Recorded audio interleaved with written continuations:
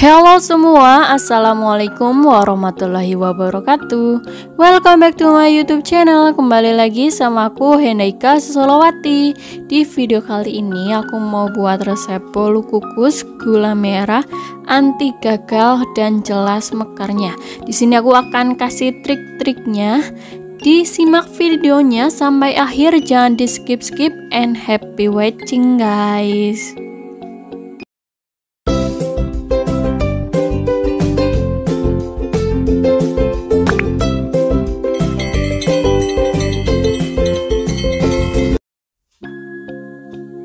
Nah, untuk bahan yang pertama di sini saya gunakan 150 gram gula palem, kalian bisa ganti juga gula Jawa.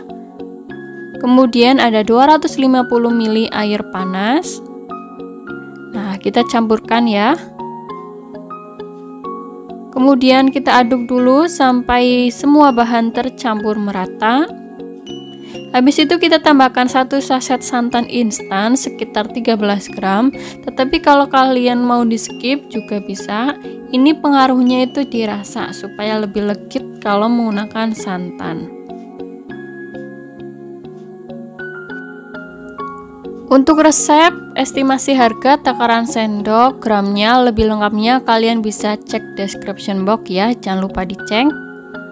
Kita aduk lagi sampai santannya itu merata. Kalau air dingin kan nanti santannya jadi tidak merata. Kemudian kita tambahkan 5 gram garam dapur, kita aduk lagi. Kemudian kita diamkan sampai keadaan dingin atau hangat kuku boleh.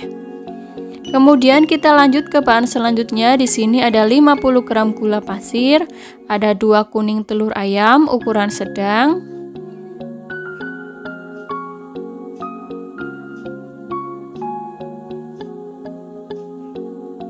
Kemudian kita tambahkan soda kue. Di sini ada 5 gram soda kue atau 1 sendok teh soda kue. Nah, di sini banyakkan soda kuenya daripada baking powdernya ya. Kemudian kita juga butuh baking powder, cuma di sini itu setengah dari soda kuenya yaitu 2 gram baking powder, kira-kira setengah sendok teh lah ya. Kalian bisa ukur-ukur sendiri. Kemudian kita akan mixer dengan kecepatan paling tinggi ya guys. Kemudian diaduk dulu seperti ini supaya tercampur merata terlebih dahulu. Kita mixer dengan kecepatan paling tinggi, kira-kira itu 5-7 menit sampai putih dan merata, gulanya halus. Kalau masih kayak gini ada yang belum merata, kita ratakan. Nah, kira-kira bentuknya itu seperti ini jadinya ya, putih, mengembang, dan pucat. Kalau sudah kayak gini kita hentikan mixernya. Kita tuang adonan basahnya yang tadi. Di sini adonan gulanya perlahan demi perlahan. Di sini aku tuang 3 kali. Kita aduk lagi dengan mixer supaya cepat merata dengan kecepatan paling rendah. Kalau spatula juga boleh kalau mengaduknya. Nah, di sini supaya lebih cepat kita bisa gunakan mixernya. Oh ya, bagi kalian yang udah nonton video-video aku sebelumnya, aku ucapkan terima kasih. Dan yang baru pertama kali mampir, jangan lupa untuk like, komen, dan subscribe channel ini. Bantu supaya channel ini dapat berkembang ke arah yang lebih baik ya. Dalam resep ini juga kalian bisa ganti gula palem. Kalau kalian nggak punya gula palem, kalian bisa ganti gula Jawa biasa yang bentuknya tabung. Tetapi di sini cara yang bedanya itu gula Jawa yang dalam bentuk tabung itu kalian iris tipis-tipis, kemudian masak dengan air dan santan sampai benar-benar larut. Kemudian step selanjutnya itu sama seperti ada video ini. Kita campur sampai semua tercampur merata. Kemudian kita tambahkan 230 gram tepung terigu. Nah, untuk menambahkan tepung terigunya di sini sedikit demi sedikit ya, jangan langsung ditambahkan. Itu kenapa? Karena akan mempersulit kita dalam pengadukan. Di sini untuk mempermudahnya saya gunakan mixer dengan kecepatan paling rendah. Nah, kita sisir pinggir-pinggirannya, takut ada tepung terigu yang menggumpal, nanti jadinya akan menyebabkan bantet. Kalau sudah tercampur merata, kita bisa tambahkan 100 ml minyak goreng di sini. Nah, kita tuang semuanya saja. Kita mixer lagi dengan kecepatan paling rendah sekitar 1-2 menit, asal tercampur merata saja. Nah, kalau sudah tercampur merata, kita bisa langsung hentikan mixernya, kira-kira seperti ini.